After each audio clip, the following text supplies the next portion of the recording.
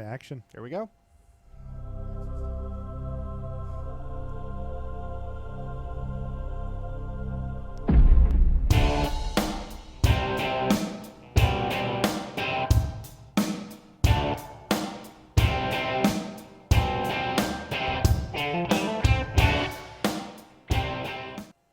All right, guys, welcome to the first round of Battle for Zendikar Draft.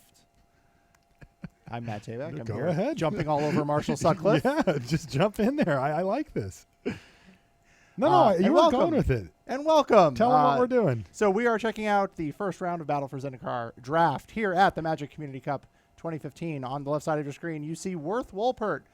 If you can blame him for something, you can blame him for this. It's funny because if you look at Kenji, he's wearing his Blameworth t-shirt. Yeah, right we now. can't quite see it right now. His left arm's in the way, but Kenji is wearing the #Blameworth t-shirt, which I have to get one of those. Do they even make them in our size? I seriously need one. Yes. And so we're going to jump into it here in any second now. Players are just getting started. And Kenji, with his Blameworth t-shirt, has cast Transgress the... What are we transgressing again? That's transgress look, the you can The mind. transgress the mind. This is that card we talked about. He drafted two of them. One In of fact, them, let me I just believe, bring it one up of for them you made guys at the main deck. One did. That's correct. Yeah, he moved one to the side. Well, we know that also because he just cast it. Right. I meant the second one. Yeah, the second one is in the board. Is it really? Yeah, it is, okay. yeah. Awesome. So he's going to get a look at Worth's hand. By the way, that artwork is horrifying. It's yeah, but purposefully so. Yeah, no, I mean, Cynthia Shepard, well done. Cynthia Shepard, an excellent art director for Wizards of the Coast. Also produces fine art. She does, yes. Oh. I sit like 50 feet from her. Who knew? So we're getting a look at both players' hands. We see those nettle drones in hand for Kenji. All right, so let's see what Worth Wollpert's up to here. He's got a McKindy Slide Runner. Well, things are happening quickly here. Here's a nettle drone. For Kenji, it's a 3-1. I know you couldn't see it quite on the bottom there. So it looks like both of them are willing to kind of slug it out here. Kenji's just going to take two. Not going to block with that nettle drone. It's too important to his long-term game plan. Again, he tried to draft an aggressive deck. It ended up being a little bit light on the curve. He only has 1/2 drop in the deck, so he's leaning a little harder on these kind of synergistic things that he has with like these nettle drones to get the job done, but they can do it. I mean, look at the amount of damage he's going to be able to start piling on here every single turn. Yeah, once both of these get online, each colorless spell is going to mean 2 damage heading at Worth's face. So that pressure is beginning to mount. There's a land off the top for Wollpert, which is going to grow his McKindy Slide Runner, and it looks like this Valakut Predator also goes from being a 2/2 to a 4/4. So when it's Worth's turn and he's playing lands, he is rumbling and rumbling hard here. So Worth is certainly on the landfall angle now. Now he does have an Evolving Wilds on the battlefield. Wow. Which is going to let him put a land onto the battlefield at basically at will. Yeah, if there's no blocks here, I wouldn't be surprised to see him just crack it right now. It represents an additional 3 damage getting through guaranteed. What it also does, though, is it means that he may not have landfall next turn. He might want to save it. Right. Worth is out of lands in hand. So he's going to have to weigh it out. Also, he may need the land for mana next turn. If he's going to do that, then you just crack it now. Yeah, I was going to say, he's probably not content to sit on 3 lands to tap for mana, so no surprise there. Yeah, but it's a huge hit for him. That's 10 damage. That is a very mighty swing. This is what Kenji likes to do to his opponents in draft, and not this time. Whoa, wait a minute. Is that a natural connection up there for Worth as well? It is. Wow, so he could hit for 13? Let's see if he goes for it. Do it. I definitely would. This is too much to pass up. Well, this is interesting because he has the fight card, unnatural aggression. Aggression, and he can just take out one of these nettle drones right now that he's got all these landfall triggers up. Yeah, he's going to do that. Okay. That's reasonable. Now he's got the 6/6 creature. Yeah, the nettle drones are annoying, right? And he knows that one of the ways he can fall behind here is by taking too much damage from one of these Right, things. if every spell is 2 more damage. Well, Right. Kenji's time being at double-digit life is over. Yes, he's at 8. So he follows up with Dominator Drone. And what is this? What does Dominator Drone do? Dominator Drone is When it ingests, you can make people lose 2 life. Okay. Yeah. So Worth is at 13, but there's a land drop. Now it's 7 damage, which is nearly lethal, and he's got that natural connection. Now, the natural connection, I can't zoom in on it, but it's rampant growth at instant speed. That's for 3 mana. basically correct. Kenji just has to block something here, right? The really ugly part is that the McKindy Slide Runner, it's got trample. It does. And he's got a 1 toughness creature and a 2 toughness creature, just Kenji. So this is a tough spot for him. So we're seeing the red-black deck. Traditionally a more aggressive archetype, but Kenji's build didn't quite have the early game power that we are used to. Oh, here comes a pretty nice 2-for-1, I suppose. He's going to double block, leaving up just a couple of mana. But even as it sits, Worth can just say, sure, trade. Why take any risk? He's going to go ahead and natural connection because he wants to land untapped next turn anyway, and it gets him an extra point of damage through. But he doesn't. He could just say, sure, I'll take a 2-for-1. As it stands, it ends up being a chump. And yeah, a that's trade. going to bring that up to 6/6, correct? Yeah, which means that it's going to die still. Yeah. So. And he has another McKindy Slide Runner as the follow-up. So 2 power creatures with trample that, of course, are going to get +1/+0. If Worth can find a land.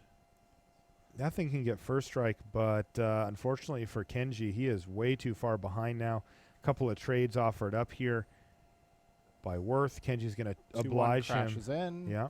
And Worth is on the trample plan. Oh, yeah. Oh, no, he didn't go with the trample plan. I stand corrected. We have the 4/3, so he's on the slightly increased power plan, and it's enough. Yeah, and Kenji just could not put it together that game. Worth was the one with the 2 mana plays. He had the McKindy Slide Runners. They got off to an edge, and Kenji never caught up. Yeah, a little more aggression out of 3-color Worth Wollpert there. Yeah, I mean, I liked where Kenji was at. Like, even though his deck doesn't have the quick starts, he does have a powerful mid game with the 3s and the 4s, but it's a little slow. And you know what? They don't play that great at defense either. And Worth, with a much more streamlined aggressive deck, is able to just run over Kenji. Yeah. We've seen that from this format. I got the draft last night a little bit.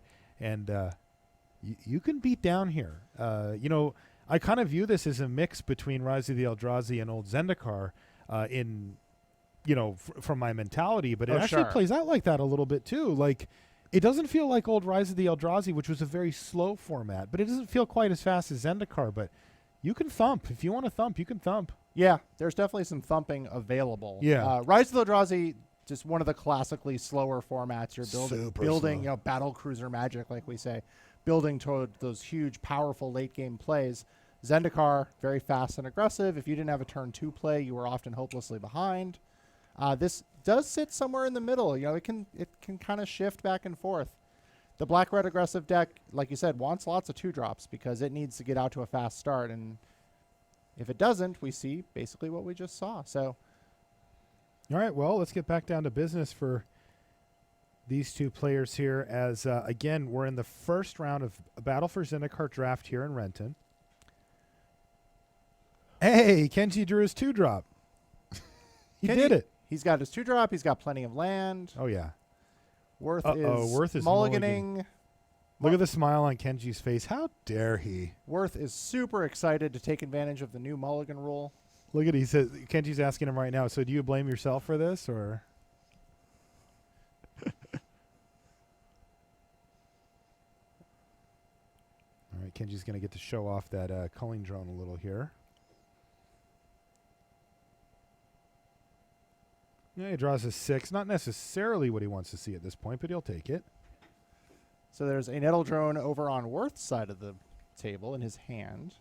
Oh, it'll make Kenji jealous at least. Not sure how much synergy that has with the rest of Worth's deck, but still an efficient pinger. Wow, this is a good draw for Kenji here. Look at what he's got multiple 3-drops to choose from. He's going to choose with the Vile Aggregate here. It's got Trample, Ingest, and its power is equal to the number of colorless creatures you control. Which means that next turn, it will be a 3/5 with Trample and Ingest. Yeah, Kenji may not realize it right now, but he's actually racing Omnath, I'm pretty sure. Wow, there is an Omnath in Worth's hand. I just saw that. Yeah. Now, that thing costs 7 mana, though, right? Does cost 7 mana. I think Kenji can race that at this point. It's a 5/5. And that landfall ability of Omnath puts 5/5 red and green elemental creatures onto the battlefield. So Does that sound like fun? sounds like fun if you can get that much mana. I'm not sure Worth is going to get there, though. And it looks like he's got Retreat to Valakut. Which is +2/+0 to a creature, or target creature can't block. Unfortunately for Worth, Retreat to Valakut is not what he wants to see, really, in any capacity at this point, as it's effectively an aggressive card only. It really only matters if you're on the beatdown. And since he's creatureless currently, that's not going to do it, and it's only going to be a couple of hits here, especially with Nettle Drone. The colorless creatures just keep on coming for Kenji. Wow, this has just been a thumping. You know, Worth got off to a slow start this game, and Kenji's really capitalized. It wouldn't totally surprise me if Kenji draws Crater Hoof Behemoth at this point. Just hoofs him. Yeah. It's been that kind of game. Yeah. Take 6, go to 2, and I doubt that Worth has many outs at this point. Kenji squeaking out a little bit of information with the ingest. Worth is playing Mountains. Maybe not the most useful information. And that is all she wrote. That's all she wrote for that one. So Kenji with a big smile from Worth there.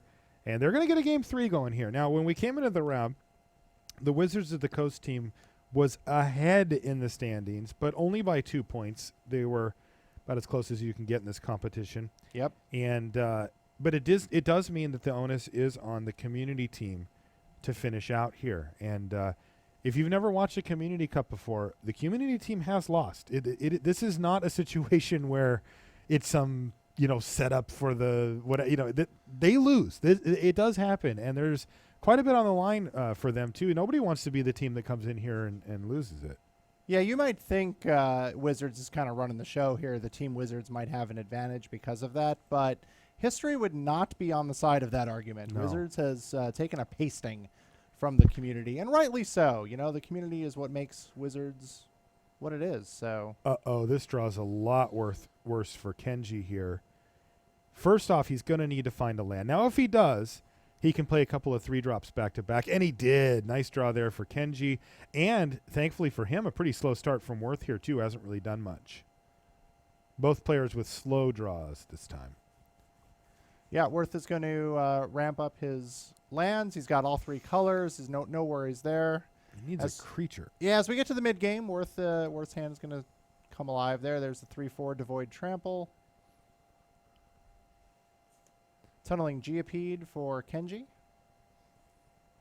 Landfall pings your opponent for 1.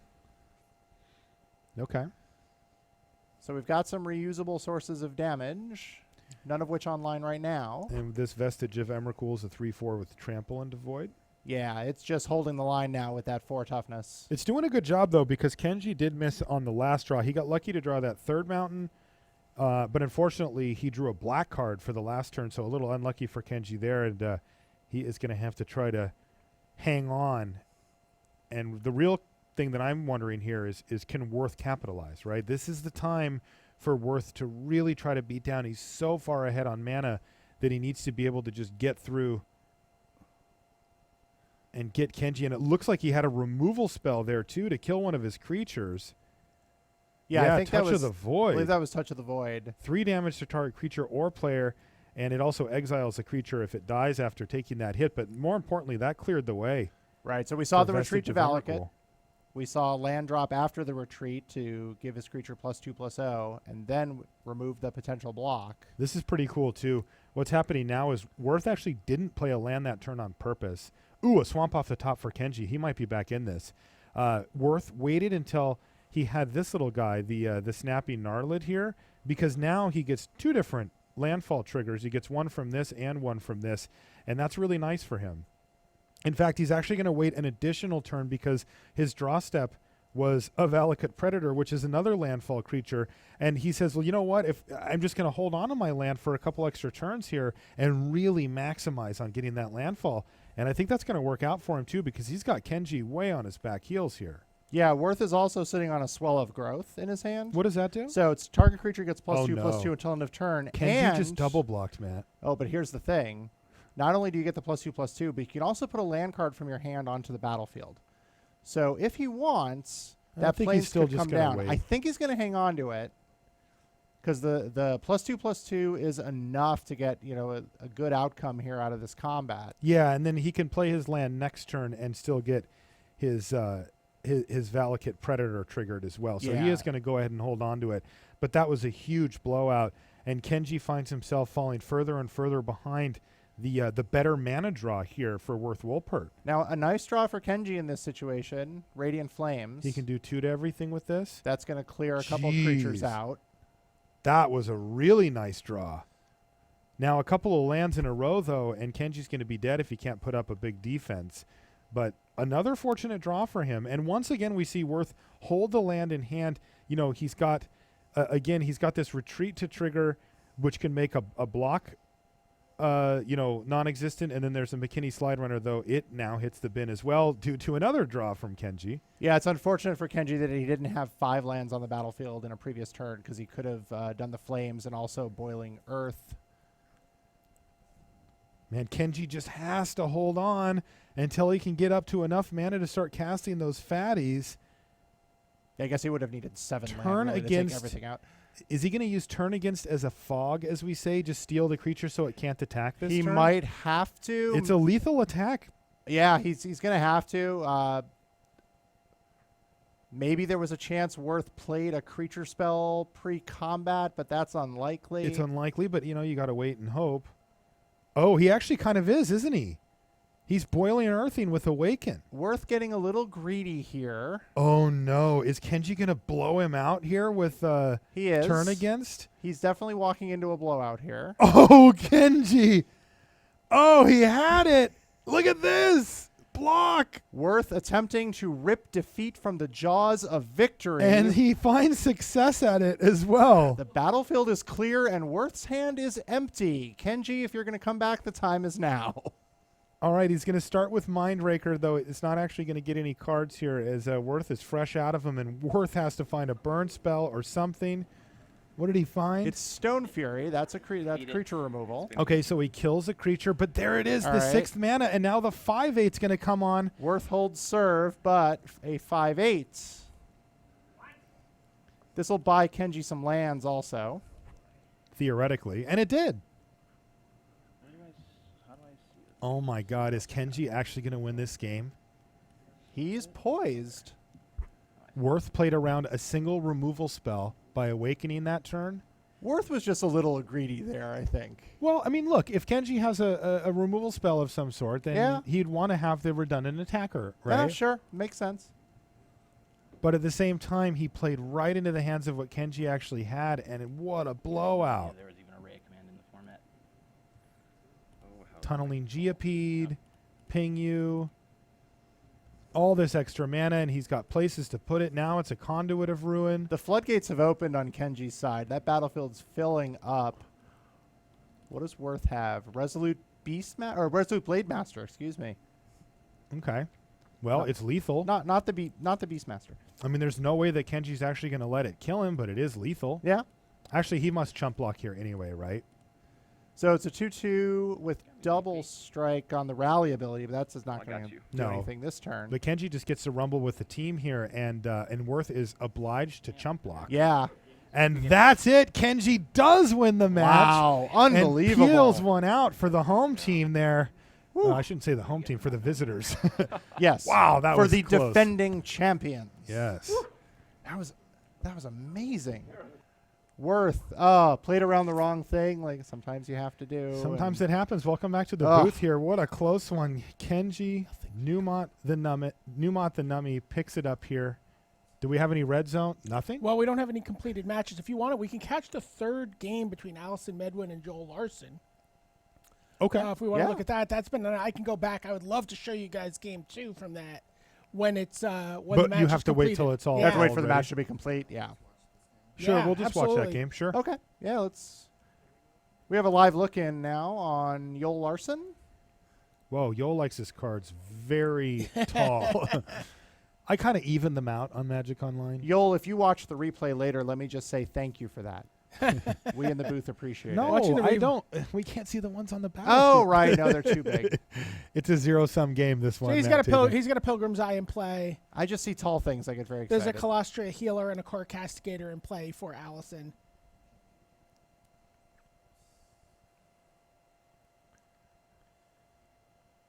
So I'm sorry, Brian, which game is this? This is game 3. Okay.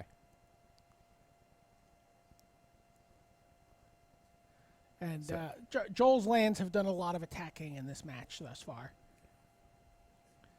Yeah, I see Yoel has the Lumbering Falls there. One of the new lands that can animate themselves. That one, the green-blue one. A couple Core Castigators attack into a pair of a reach creature and a flyer, but Tandem Tactics takes them both down. And I think Yoel was okay with that. He's got just a plain old-fashioned planar outburst there to throw. He's just like, I'll 3-for-1 you here. Yep, battlefield clear, 5 lands to 4 in favor of Yoel. And wave 2 begins with Incubator Drone. Yeah, and he's been sitting on this plummet for a while, so the first flyer that Ali played after the Wrath is not long for this world if Yoel wants it to die. Yeah, I wonder what flyers Yoel saw in the previous games that Plummet came in. He saw a lot of flyers. Okay. Is really what it comes down to, and it's largely just the Shadow Gliders. Okay. Well, they make fine targets, so... You know, he was reasonably certain he would be able to find a target for that spell. And there it is. Nobody ever plays around the second one, No. so we'll see how that prediction works out. There goes the big vampire. So Ali with 2 cards in hand. We'll see how patient Yoel can be on the Planar Outburst. 8 mana gets the Awaken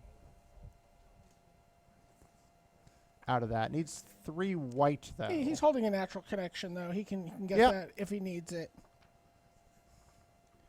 In the meantime, he's happy to race back and forth here. Yeah. Lumbering Falls turns into a 3/3 creature with hexproof, if memory serves.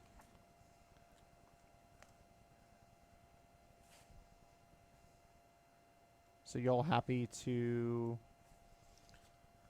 get the 4/5 out of the way on Ali's side with the double block. The Incubator lives through.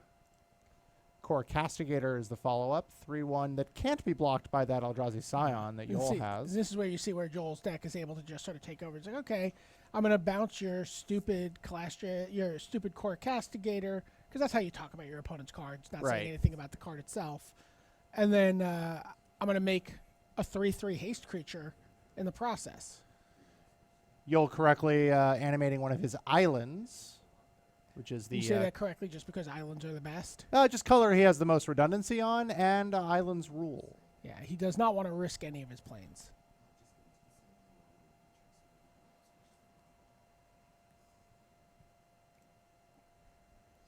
So what's kind of nice about Planar Outburst, again, destroy all non-land creatures. So that island will live through the Planar Outburst and maybe make a friend Yeah, to go absolutely. into the red zone with. So Ali's down to 1 card, replays the Castigators.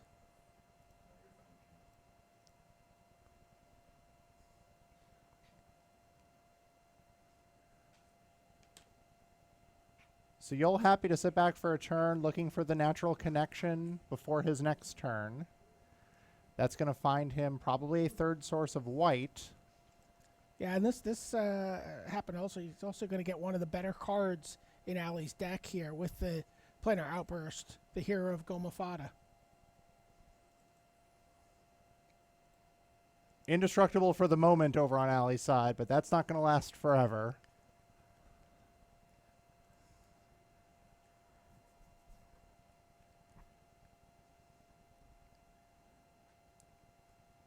See, and anticipate from Yoel. He's trying to decide what he wants to take here. couple of the removal spells or the Skyrider Elf. He's like, I've got a pretty good removal spell here. Yol setting up very nicely for an outburst.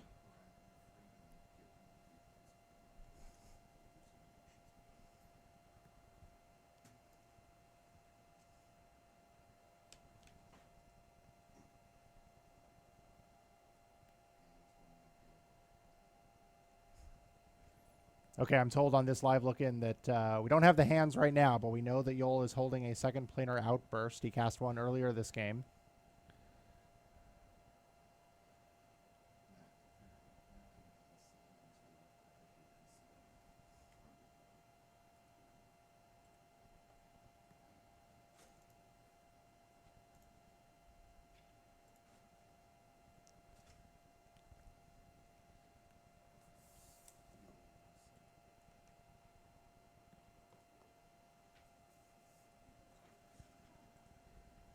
There it is. Second planar outburst. This one's foil. Little style That points is there. foil. Look at that. That is disgusting. And of course, Yol correctly diversifying his threats. He could have targeted the land that was already animated and ended up with a 7/7 creature, but Why didn't he attack Yol correctly.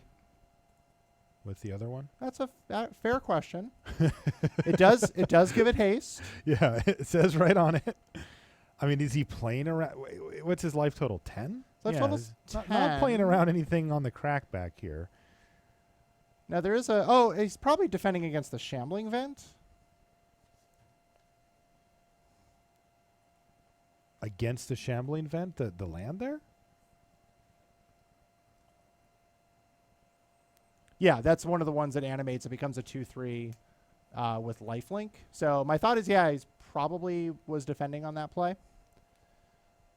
So there we see the Skyrider Elf, 4 colors that time, so 4 mana for a 4/4 flyer. Nice. So we see just the multicolor nature of Yol's deck coming to the fore there. I mean, a fair number of colors from Allie as well here. Oh, sure. God, I just can't not look at that plains. When it's on the battlefield, it's gorgeous. Isn't that nice? So right now in Yol's hand, looks like a forest. Am I going to have to play white cards?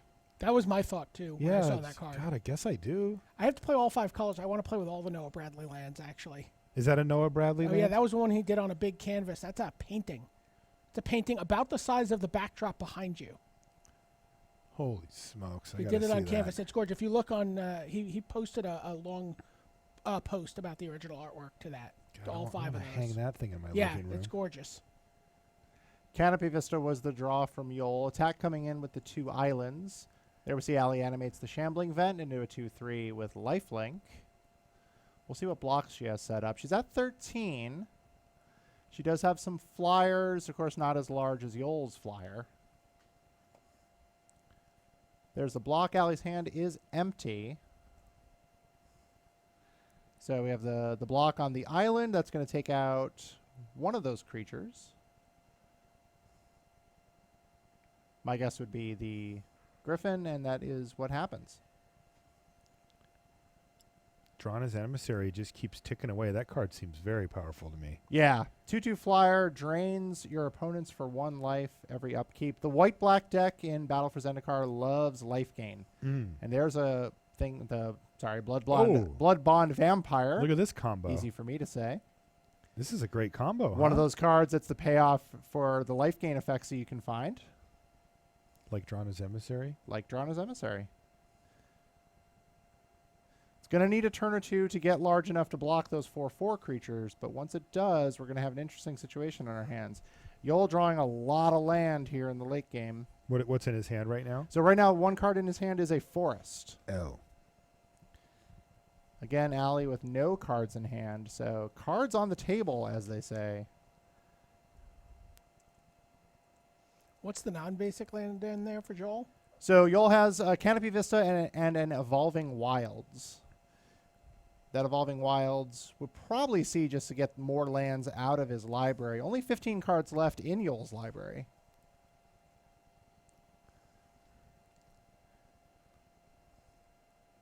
So we may not see an ageless battle as we have seen previously, but Feels like it. Yeah, I thought once he cast the second planar outburst, this They game should have done it. That should have been the game. By all rights. Planar outburst, make a 4-4.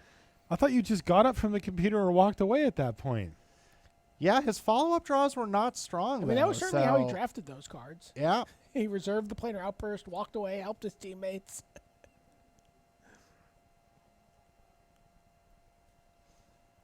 By the way, when we're done with this, I have Jimmy Wong versus Sam Stoddard queued up.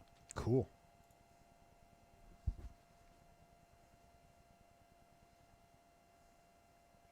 All I know is Sam Stoddard's played a turn 1 Scythe Leopard. That's all I got. Okay, we move to Yoel's attack.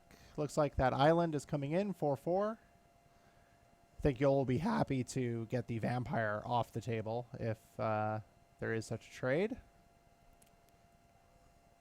Either vampire. but there was not. And Allie falls to 9. I mean, they're both pretty annoying. Oh, sure. I meant the blood bond, but yeah, you're definitely correct. Yeah, and Allie doesn't fall to 9. She goes up to 9. Oh, I'm sorry. She failed at Yeah. 8 and went up to 9. Yeah. Right. That thing is just going to chip away. Like, Action he is- needs to find an answer. Action Oh, is no. Fast and Furious. Ah, there's sheer drop. Allie with some nice draws. That was off the top of the deck right there. Absolutely. -1 creature for Yoel. Island down. +1 creature for Allie. Interesting that she animated the Cinderglade, if that's correct. She did. Does she not need that mana anymore? Well, it doesn't look like she's used it. She does Yeah. have 2 Cinderglades in the deck. One of them's an Expedition. Really? Yeah. Okay. It's a mountain forest Hey, elemental. Speaking of getting rid of that pesky Drana's emissary. I haven't had a look at her deck list, so I'm not quite sure why the red green is there. Could be for Converge, could be for a splash. Yeah, but to the point here, Could be for complete disregard just took out that Drana's emissary. That was a huge play. Oh wow, look at that. That was Yes. off the top of the deck for Larson, so he had a nice rip there. So we are too. we're trading top decks here in the late game. But he only had one more turn to get rid of that Yep. thing, or else that blood. What is it? Blood what? Blood Bond Bond Vampire was just going to be too large. Yeah. Wow, this is aggressive. So Allie crashes in with a 2-3. This is to get the vampire up to 5/5. 2-3 with lifelink. Fascinating. So that's one life gain event. So even though Allie gained 2 life, it only puts 1 counter on Blood Bond Vampire, up to 5/5 now. Uh-oh, what did Larson rip this time? Coastal Discovery is So my we have guess. Coastal Discovery on Don't Yoel's say that. side. Oh, man. That has to be the best card in his deck right there. It's very Zendikar up in here. Lands are waking up and smashing, and he drew a Rising Miasma. What is that one? So do that's again? all creatures get -2/-2 until end of turn. Another Awaken spell. How much does that cost? So it's 3 and a black to cast it normally, 5 and 2 black, 7 total to cast it with Awaken. He also drew that Defender there to gum things up a little bit. Fortified Rampart. Nice 0/6. Yeah, that actually helps out quite cleanly against the vampire, doesn't it? Wow. This game's great. All right, so Yoel hanging on to that Rising Miasma in his hand. Of course, Allie's creatures are quite large, 3/3 and 5/5, so...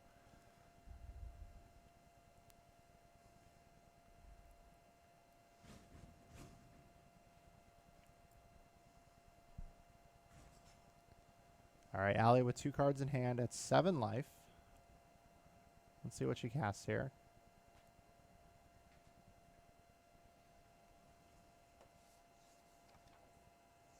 Take a look at it. It was Unified Front. Okay, Ah. okay, So she got 3 core ally. right. Explains why she tapped her Cinderglade to get the 3rd color out of it. Oh, Smite the Monsters for Larson. That came in out of the board. That was not a main deck card. For Okay. him. And came right off the top of the deck. Yeah, Nice. he's down to 9 cards in his library. Yeah. It does look like he's going to be able to finish up here, though. Is he going to cast that Miasma? Yeah, to that clean out the Miasma's going to cores? come into play. So goodbye, cores. And he gets in for 4 damage here. Setting up potentially lethal next turn. All right, drops Allie to 3. Oh, That and is Larson it. gets it. Allie packs it in. Victory for the community team. All right, I've got Sam Stoddard and Jimmy Wong all queued up here. Sam Stoddard has played a turn 1 Scythe Leopard, and Is that the 1/1 with landfall +1/+1? it is. Okay, so it's kind of a 2/2 on turn 1 in some scenarios? Yes, and it is up against an Evolving Wilds from Jimmy Wong. Let's pick up the action from that point.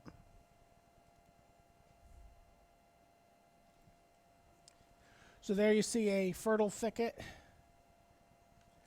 Give a landfall trigger to the Scythe Leopard. There you see a Blister Pod. Pretty aggressive looking deck here from Sam Stoddard. By the way, BDM, I'm looking at the point totals. Yeah. It's 117 to 116 for the community right now. Holy cow. Yeah, this is about as close as they get. Dominator Drone comes down. Endless One. Wow. A 4/4 Endless One from Jimmy Wong. Oh, from Sam Stoddard. I'm sorry. Yes. That's Jimmy on the bottom? Yeah, Jimmy's on the bottom. Okay. Smothering Aberration. At the beginning of your upkeep, sacrifice a creature. Oh, that's really sweet with Blister Pod. How often are you going to want to do that, Marshall? Well, sacrifice Blister Pod to smother to do to the that? smothering one, to draw a card, to get a token, to Oh, I'm in. I'm in for that.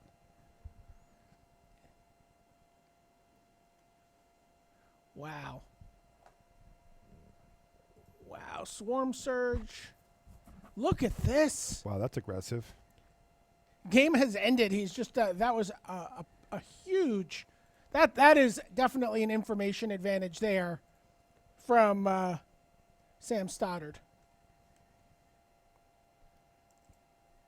Let's see, take a look at the final game here, or the second game. I don't know what the final game. So there we go. And there we go with game 2. Jimmy Wong, he leads off with a Lava Step Raider. So both players very aggressive. Blister Pod from Sam Stoddard, McKindy Slidewinder. So lots of 1 toughness creatures here. Jimmy's on Anticipate. Gets a landfall trigger for his Sidewinder. Oh, a Swell of Growth. Is that the pump spell? It is the pump spell, and then he lets him put a Fertile Thicket into play. Oh. Draw that land? Yeah. And here is an Eyeless Watcher. Puts 2 Scion tokens into play.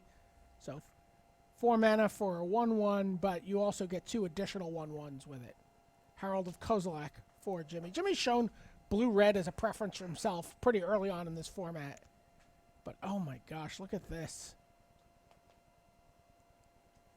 Wollpert Cutthroat. Alters Reap to draw some cards. And a 5/5 Endless One. Can Sam Stoddard deal with the Endless One? Can he get away around it? Well, how about Kiora? Let's take a look at the new Planeswalker. Kiora, Master of the Depths. Whoa, that's shiny too. Oh, wait a second. How many octopus tokens do you get? Infinite. That's Infinite. infinite. Infinite. Infinite Oh, yeah. octopodes. No, you just It's get not. the 3. It's not infinite, folks. Here's Chajura Warcaller. But it's enough. Oh, look at wow, this card is unreal. Have either of you guys had a chance to play with this yet? I've had it played against me creatures? several times. Yes. No, I have It's just- not. I will avoid that card. The guy's Unless got it's a in my deck. the guy's got an overrunning suit. Yeah, nice. Don't be fooled by the 2/1 body on Tajuru Warcaller. It's 4/4 enough for you. That guy's a battle. Oh my god! And the game, yeah. Well, Sam Stoddard 2-0 over Jimmy Wong. Not only Jimmy Wong had like unreasonable draws in either game. It's just Sam Stoddard was doing fairly unreasonable things. We've got one match outstanding here now. It's Melissa DeTora versus Adam Staborski, and they're going to game 3. Well, do we want to check in? I can check in on another match here. I heard that game 1 here between Wedge and Mike Turian was pretty good. Okay, yeah, we'll come back here for a minute. We're actually going to get a word from Tim Willoughby down on the floor in just a minute here, so we'll jump down to him in just a moment, and then we'll come back up and see what we can show you from our last match. All right, why don't we send it down to Tim right now? I'm here with Gabriele. You may know him as SG Doc on Twitch, and I wanted to talk to you a little bit about the nature of the Battle for Zendikar format that the community team faces here, because the full set, the full card reference only became available first thing Friday morning, and by Saturday afternoon you were playing with Battle for Zendikar. Now you've got a Battle for Zendikar draft going on. On the face of things, that looks pretty tough for the community team, because various members of the Wizards of the Coast team, they worked on developing this set. What were you looking at to kind of redress the balance a little bit?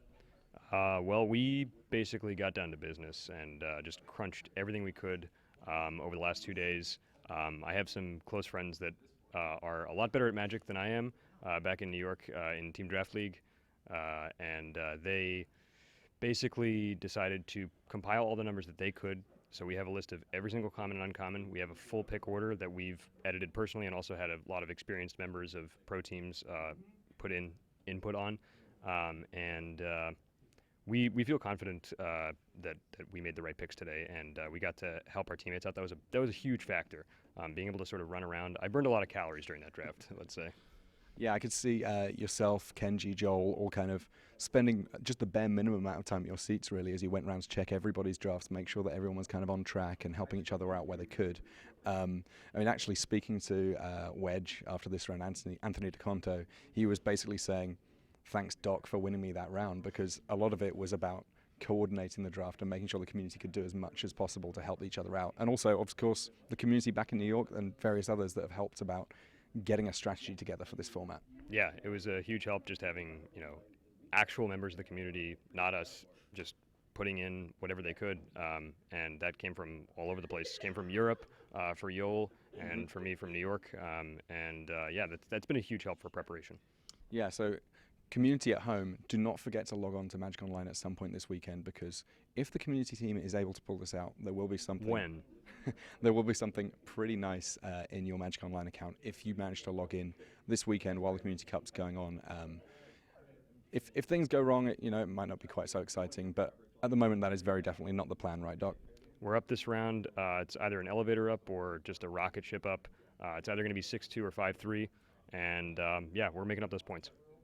Awesome stuff. This round is just closing out now. We'll have another round for you very, very shortly, but for now, we'll head things back to the booth.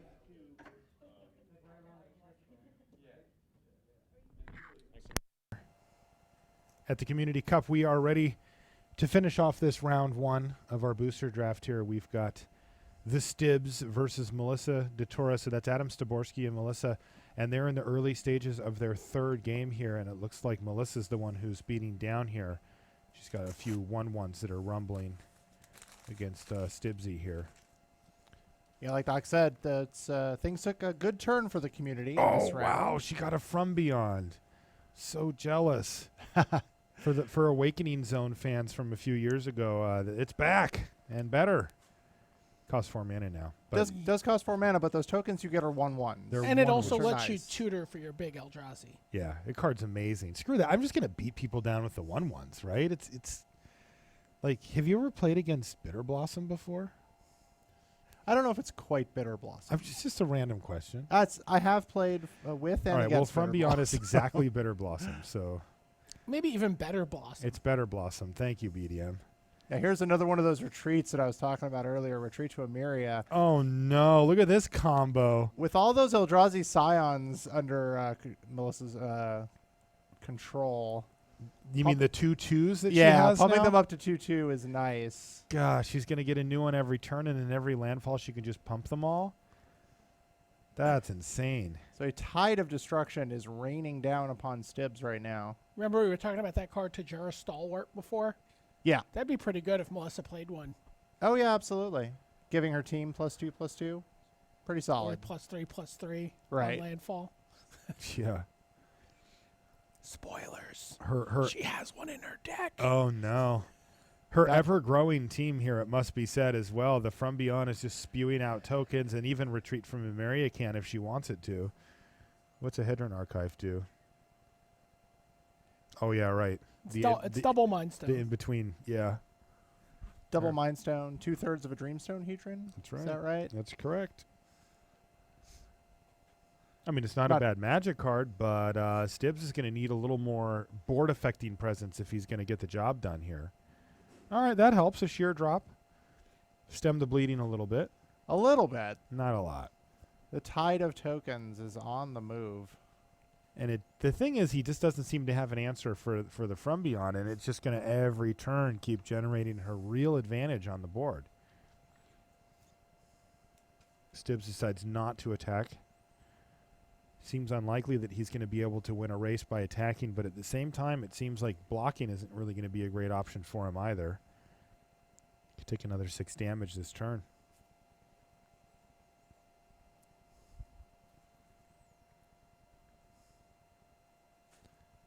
Yep, And there the, you go. the anthem effects are keep coming. I Wow, think is that a cliffside Cliffside lookout? lookout just hit the table on that BDM, side. are you seeing this? She's just assembled like a do-it-yourself every turn overrun here. So Melissa, with any number of ways to pump up her team. She could pump them all right now. If they go unblocked, that would leave Stibbs at 2. If they go blocked, his guys are just going to get eaten. Yep. Yeah, I guess Stibbs could double block one of them and trade, but it's still taking up to 6 in that scenario. And that's it. 9 down to 2 goes Stibbs, and he's going to be dead next turn Not a lot of good options. without it some type of sweet sweeper here. He plays his land right away. Now you got to figure if he doesn't have it now, he's going to crack that Hedron archive.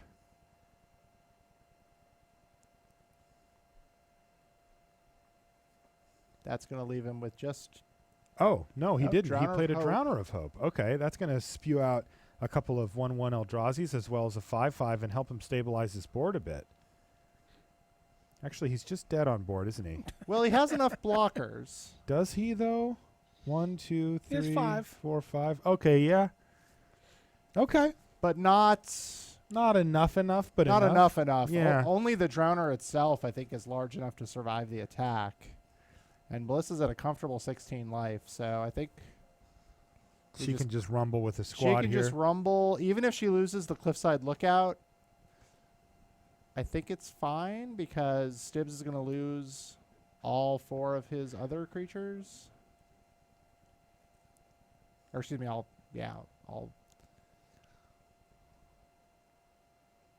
So there we see a landfall trigger, retreat to mirror. Yeah, And Melissa Stibbs- will take it. Stibbs is just going to scoop it up, and Melissa DeToro wins one for Wizards of the Coast.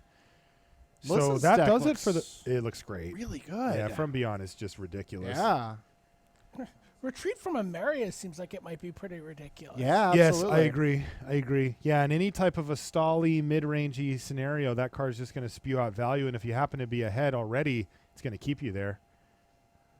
A smile from Melissa. And why A not? shake So- of the head from Staborski. Staborski. Yeah. It's a, ooh, Hey, ah. hey, Hey He now. says that card's tough to beat. It's all right. He'll take some notes maybe for the next round. He's got Eh. 2 to go. And welcome back to the booth here at the Community Cup. So I don't have the full deal, but we're kind of getting it all together. Let's head over to the red zone and Brian David Marshall. Sure, guys. We're gonna pick this thing up on turn 4 here between Wedge and Mike Turian, and turn 3, I should say. Sorry, a Felidar Cub has just attacked. A Shadow Glider's come down, and Mike Turian's trying to hide behind a blister pod. So McKindy Patrol comes down. Its Rally ability gives Wedge's creatures vigilance. And there's a Hedron Archive for Mike Turian. This is not a very Mike Turian-y deck. Here's another McKindy Patrol double vigilance. Little known ability. Has Turian attacked for 2 yet this game? No, he hasn't. He's chump blocked That's once. what? Yes, he has chump blocked I didn't even know he knew how to do that. So there you see he was able to cast Grip of Desolation and take out one of Wedge's lands and one of Wedge's creatures. But Mike is still in pretty desperate shape here. Yeah, the game is over. Wedge wins game 1 despite Mike Turian getting to cast Grip of Desolation. So let's take a look and see what the next game there was. Oh, or we could go to an interview. Sounds like you guys have something ready on the floor. All right, yeah. So we're getting Tim Willoughby set up for a quick interview down on the floor. so that we like to keep you in touch with the players on the floor Yeah. directly rather than just speculation. Let's go down and see what Tim Willoughby's up to on the floor. I'm here with Sam Stoddard down on the feature match floor. Now, Sam, the Wizards of the Coast team, overnight, well ahead. Had a slightly rough ride of it in terms of Iron Root Chef, and basically everything was locked up coming into the draft. This round, the community team has just edged ahead of you, but you yourself won. I did. Yeah, I played a black-green splashing blue deck. Got a little Kiora in there, you know. It's not the, you know, not the greatest card to splash, but it's very good. It's very good. You know, often you want to splash for like a, you know, some sort of giant removal spell or a huge finisher. This one's really good. It's not the greatest in my deck, but my deck is basically based around having lots of spawn, lots of ways to pump my spawn, and it's a pretty aggressive deck with a few tricks up its sleeve. Now, with 2 rounds to go, everything really hangs in the balance here. Have you had a chance to have a look at the other decks in the Wizards of the Coast team? Do you have a feel for how you feel going into these last couple of rounds? You know, overall, after the end of the draft, I was pretty happy. I've seen some of the decks running around the other team. I'm pretty terrified of Yoel Larson's deck. I mean, he apparently has 2 planar outbursts and the Infest, the Awaken. So, you know, knowing they're there helps out a lot, but it's still a lot to play against. So Yeah, a lot of different ways to kill off lots of creatures and indeed awaken lots of land. So Yoel Larson, Pro Tour champion, looking pretty scary. But the community team did well that round. Everything hanging in the balance with 2 rounds to go. We're going to head back to the booth for now because soon enough we've got the second to last round here at the Community Cup. Thank you, Tim, for that. And let's see what BDM's got going for us over in the red zone. Game 2 here of the match between Mike Turian and Wedge. And we're going to pick things up. Mike Turian has just made his play for turn 2. It's a carrier thrall. There you get a look at it. And we're going to pick up the action. Turn 2 is a Colostra Healer from Wedge. Take a look at that card. It's a Vampire Cleric ally. And whenever you get to do a little draining of your opponent's life with whenever you play an ally creature.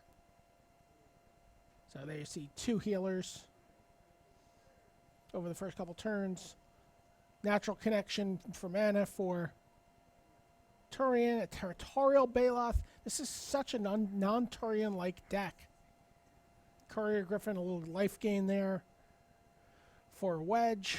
In comes the Baloth. And Wedge takes that big hit and just falls to 19.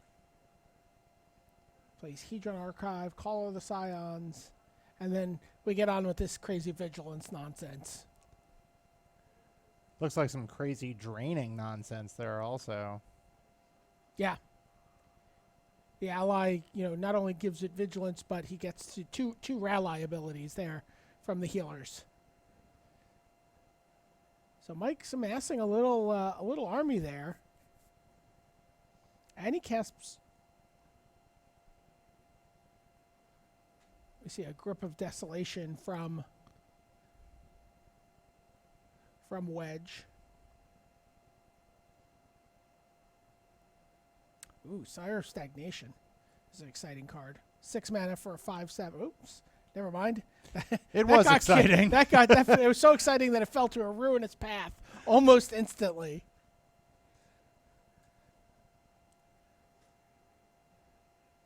So Mike a little under the gun here. He can't really deal with that flyer. He's been getting sort of nibbled to death by ducks with the life drain ability, and then there's a Defiant Bloodlord. Wow. So whenever you gain life, target opponent loses that much life. That's going to be nice with the Colostria healers if they get to live that long, but he doesn't. Oh, how about ally Gideon, ally of Zendikar? Immediately instant emblem. I mean, he kind of bounced off the ground and into the graveyard. He bank shotted him right into the graveyard. Yeah. So that's a permanent crusade there now. That was game. Yeah, that's Yeah, it. you fast forward it. It is done. Yeah, that was real speed. So Wedge takes down the Pro Tour champion, the Hall of Famer, in Mike Turian. Hey, welcome back to the booth here at the Community Cup. We're in Renton, Washington, and we've got a scoreboard up to you. This is what I've been waiting for. After the first round of Battle for Zendikar draft,